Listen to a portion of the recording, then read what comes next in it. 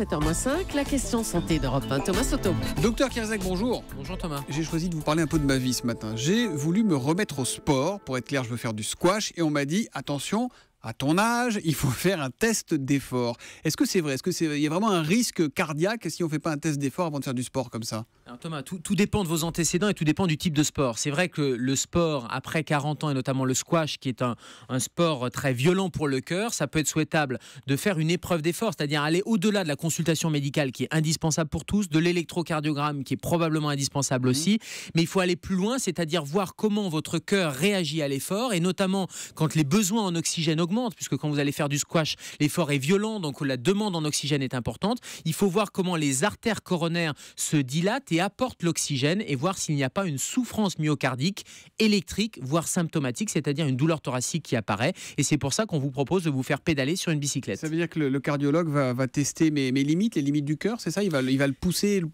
jusqu'au bout? Il va pousser l'effort, il va pousser la consommation de votre cœur, la consommation en oxygène. On va vous faire pédaler sur une bicyclette et en enregistrant en parallèle le rythme cardiaque, l'électrocardiogramme. Et là, il peut se passer deux choses. La première chose, c'est que vous allez ressentir peut-être une douleur et là, ça pousse à aller plus loin dans les explorations et aller voir les artères coronaires qui sont les artères qui viennent irriguer, oxygéner le cœur, où il peut se passer non pas des symptômes, mais simplement une anomalie électrique, une modification de l'électrocardiogramme. Et là aussi, ça va pousser à aller plus loin dans les investigations. Et puis, je vous le souhaite, Thomas, j'espère qu'il ne se passera rien, c'est-à-dire que ni symptômes, ni anomalie électrique n'apparaîtront lors de l'épreuve d'effort. Alors, j'ai entendu dire qu'il y avait aujourd'hui une alternative à ce test d'effort. Est-ce que c'est vrai?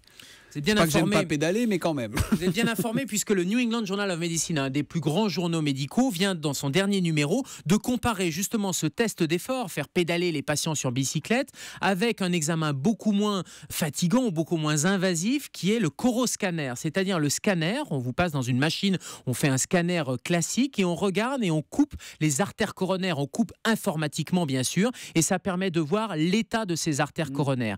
Et bien dans cette grande étude qui a suivi sur 2 ans plus de 10 000 patients qui avaient un facteur de risque, soit du diabète, soit de l'hypertension artérielle, soit chez les gens qui étaient fumeurs, eh bien le coroscanner est aussi efficace que l'épreuve d'effort, ce qui voudrait dire qu'il pourrait à terme remplacer le pédalage sur la bicyclette. À terme, ça veut dire que ce coroscanner, on va pouvoir le faire très bientôt chez nos cardiologues ou pas? Ça veut dire que dans les stratégies diagnostiques, chez des patients qui ont encore une fois des facteurs de risque et pour lesquels une épreuve d'effort pourrait être indiquée, le coroscanner pourrait remplacer avantageusement cette épreuve d'effort. Et en termes de coûts, parce que c'est important aussi, les coûts sont similaires entre les deux épreuves. En tout cas, ça veut dire que même si on n'a jamais eu d'alerte cardiaque, avant de se lancer dans un effort important, soutenu, dense ou de se remettre au sport, il faut faire un test, il faut aller voir son cardiologue, quel que soit l'âge d'ailleurs ou pas? Pas forcément un cardiologue, d'abord votre médecin traitant, et c'est votre médecin traitant en fonction de vos antécédents, de votre niveau d'activité et de votre âge bien sûr, vous orientera ou pas chez le cardiologue pour d'autres examens. La question santé d'Europe 1 avec le docteur Kierzek, c'est tous les matins à 7h-5 sur Europe 1 et il revient demain. À demain Gérald. À demain Thomas.